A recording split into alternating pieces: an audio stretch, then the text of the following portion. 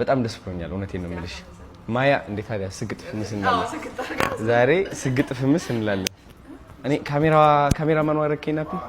ይቅርታ ደንደል ያው የኔም ማናጀር አረ እንኩ አታውቁ ነው በእውነት እግዚአብሔር እኔ እንኳን ስቀጥጥ አይ ከዛ አውርተናል ደግሞ ውጭ ላይማ ግን አይቼዋለሁ በጣም ነው የሚያምረው ሁሉ ነገር ወደድከው በእውነት ብዙ ስራዎችን እንሰራለን በደንብ ቱራራ አድርገን በደንብ አሳየችኝ እሷ በደንብ አድርጋ